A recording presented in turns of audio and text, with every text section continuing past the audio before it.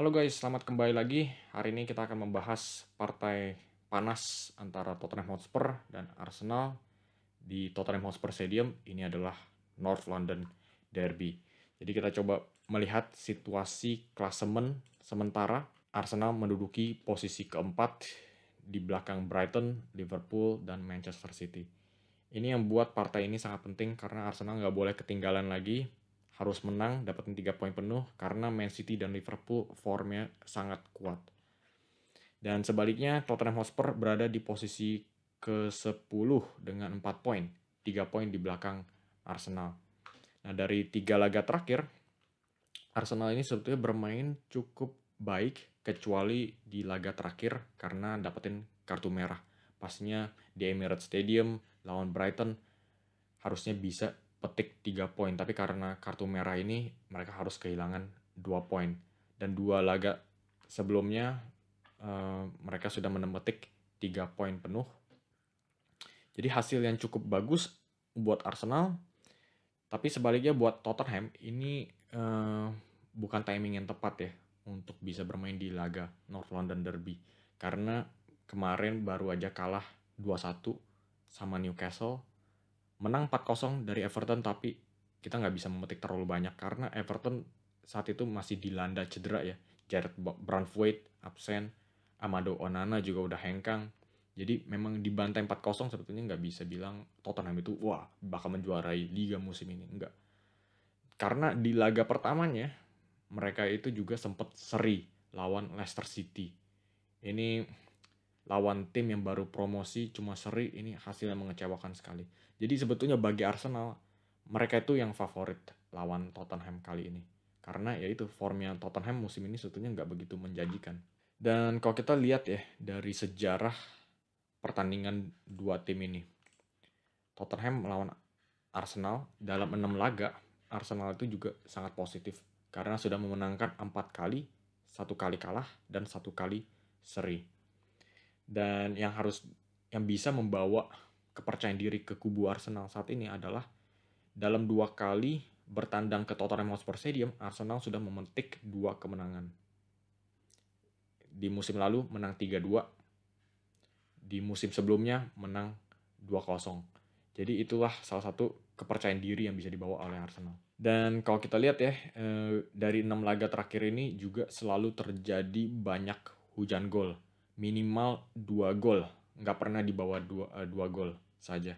Dan sebelum laga ini, kita sudah dibawakan beberapa masalah cedera.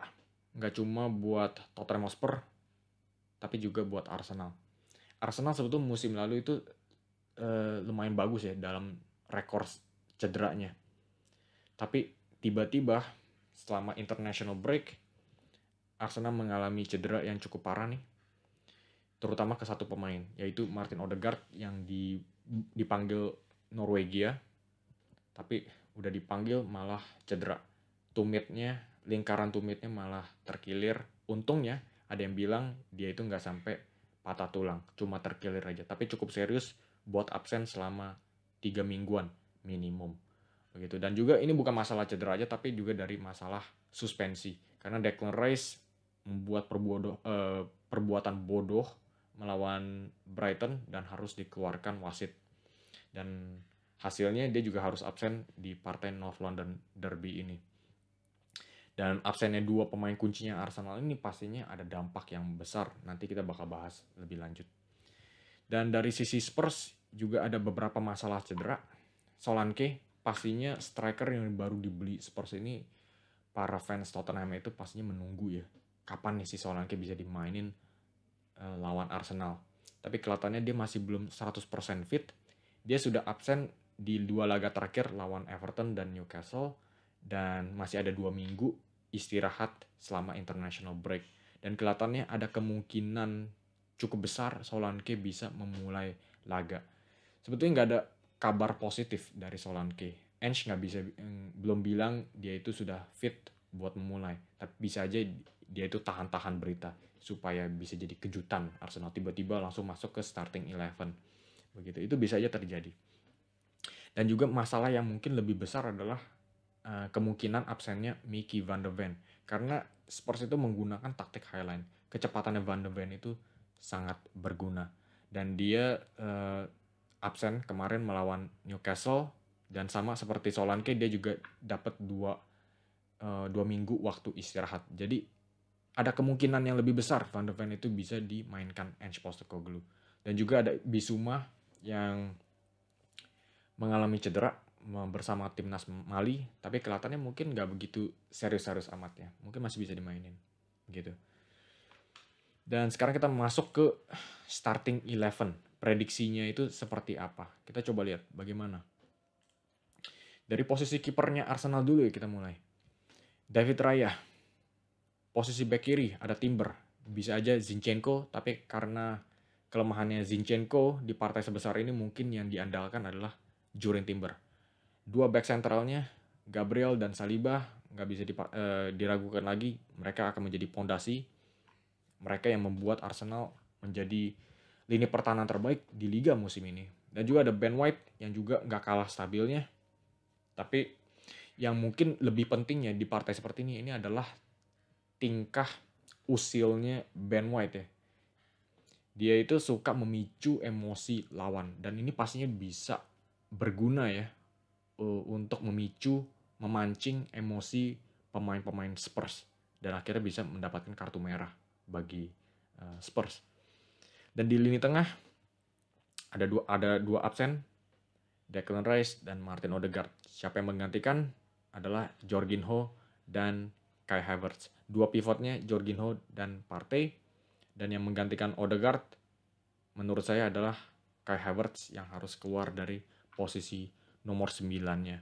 Posisi yang sementara, tapi memang Havertz itu kan memang aslinya adalah seorang gelandang tengah ya. Jadi bisa berguna di sini.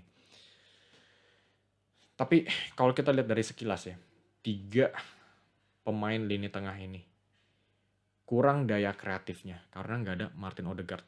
90% dari permainan Arsenal itu semuanya berasal dari Martin Odegaard. Dari gocek-gocekannya atau dari umpan terobosannya, semuanya itu lewat Martin Odegaard. Pastinya Kai Havertz nggak sekreatif Odegaard. Dan juga Jorginho. Ini juga tanda tanya besar karena Declan Rice itu juga memang jangkar yang sangat kokoh bagi Arsenal gitu. Tanpa adanya Rice dan Odegaard, ini kita harus mengingat, nggak cuma dari sisi kreatifnya aja, tapi ketika Spurs itu melakukan high pressing, kedua pemain ini adalah 2 pemain yang sangat kuat dalam menahan bola. Susah mencuri bola dari mereka.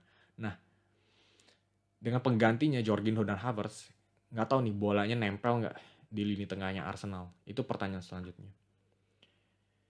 Dan di lini depan, Martinelli di sayap kiri, Saka di sayap kanan. Menurut saya kecepatan di sayap itu sangat penting karena sekali lagi Tottenham Hotspur itu menggunakan taktik high line yang bisa dieksploitasikan 2 pemain kancil. Dan di posisi false nine menurut saya adalah Leandro Trossard. Kenapa saya taruh Trossard? Karena dia itu sudah membuktikan, sudah membayar kepercayaannya Arteta dari bangku cadangan.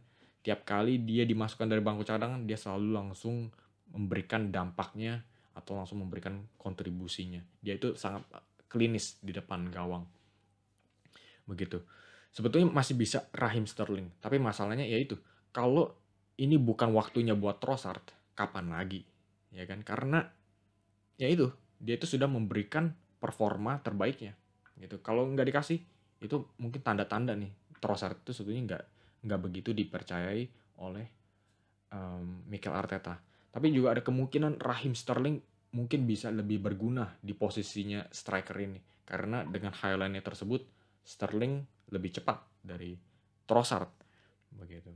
Dan sekarang kita langsung aja masuk ke starting 11-nya si Spurs. Di posisi kiper ada Vicario, back kanan Porro, back tengah Romero dan Van de Ven, back kirinya Udogie.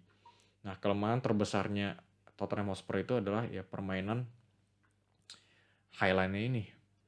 Mereka tuh sering kali keasikan maju ke depan, dan dengan highline-nya tersebut gampang sekali dieksploitasikan dengan satu serangan balik. Tapi yang pastinya diharapkan oleh Spurs itu adalah kembalinya Mickey Van de Ven, karena Van de Ven dengan kecepatannya ini sangat membantu ya, karena walaupun dia bertubuh besar, kecepatannya buat ngejar bola itu luar biasa cepat. Dan di lini tengah, saya pilih Bissouma kalau dia fit sebagai pemain jangkar di nomor 6. Dan di depannya ada Sarr dan Maddison. Buat kreativitas, Maddison bisa menyuplai bola-bola. Dan di sampingnya ada Sarr dengan industrinya, karena kemungkinan besar Arsenal yang bakal memegang bola dan possession. Dan pastinya Tottenham Hotspur itu membutuhkan satu pemain dengan industri besar ya untuk bisa kejar bola sana-sini. Dan di lini depan ada Brennan Johnson di sayap kanan, dan di sayap kiri ada Son Heung-min. Nah, pertanyaan besarnya, Son ini pantasnya dimainkan di mana? Karena kalau Solanke itu sudah fit, nah Son itu pastinya akan kembali ke posisi sayap kiri. Tapi kalau masih belum fit total si Solanke, Son ada kemungkinan besar bisa bermain di posisi striker, karena dengan kecepatannya ini juga bisa mengeksploitasikan kembali garis tingginya si Arsenal ini. Tapi sepertinya Son akan kembali ke posisi sayap kirinya, karena ini adalah posisi terbaiknya Son Heung-min.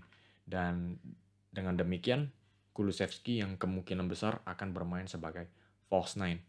Pastinya Kulusevski itu juga lebih cocok ya bermain sebagai striker daripada Son, apalagi berduel dengan Gabriel dan Saliba. Pastinya laga yang sangat menjanjikan gol dan penuh dengan percikan-percikan api. Ini adalah laga yang harus disaksikan.